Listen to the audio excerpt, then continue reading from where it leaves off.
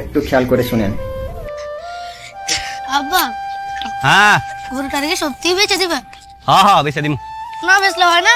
ওই আমার অনেক খারাপ লাগতেছে।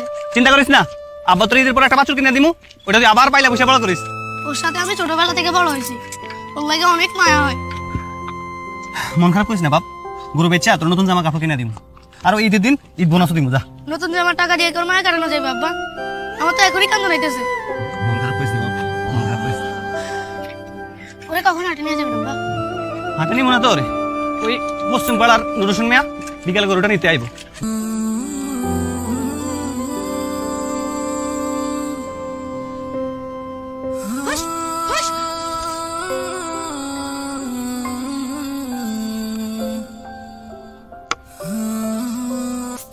নুরুসুন ভাই আসসালামু আলাইকুম। ওয়ালাইকুম আসসালাম।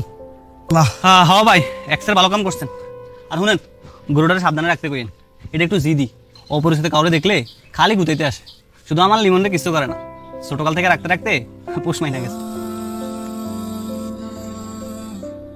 ওর আবার কি হইলো? গরুটার লাগে মায়া লাগে, ওর এত শখের গরুটা বেচা দিতেছি তো, তাই মন খারাপ। জাপর ভাই তোমার পোলাটা সারাটা জীবনে গরু নিয়ে অনেক কষ্ট করছে, হ্যাঁ ভাই, তুমি এটা ওরে দিও, ও অনেক খুশি হইব। ভাই এটার আবার কি দরকার আছে? না তুমি রাখো, সমস্যা নেই, ও খুশি হইব। আচ্ছা ভাই, ঠিক আছে। 37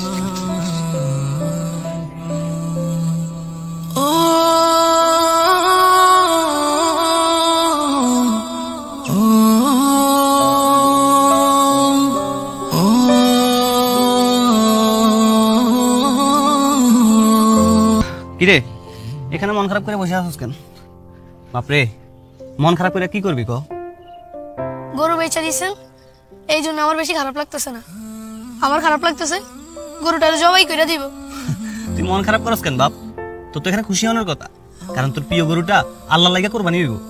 আর সাধ্য থাকলে গরুটা আমি কোরবানি দিতাম, কারণ আল্লাহ প্রিয় জিনিস কোরবানি দেওয়াটা বেশি পছন্দ করে। কোরবানির কাহিনী তো হেডাই কয় যে প্রিয় বস্তু কোরবানি দাও। নবী ইব্রাহিম আলাইহিস সালাম তার আপন পুত্র ইসমাইল রে কোরবানি দিতে গেছিল, পরে আল্লাহ খুশি হইয়া ওই জায়গায় একটা দুম বাইনা দিছিল। তাইলে আবার আমার প্রিয় গরুটা আল্লাহর জন্য কোরবানি হইব? হরে বাপ, একমাত্র আল্লাহর জন্যই। দাঁড়া দাঁড়া, ওই যে নুরুসুন ভাই তোর জন্য একটা উপহার দিয়ে গেছে, ধর এটা রাখ, ঈদের দিন এটা খরচ করিস। হ্যাঁ আচ্ছা আব্বা।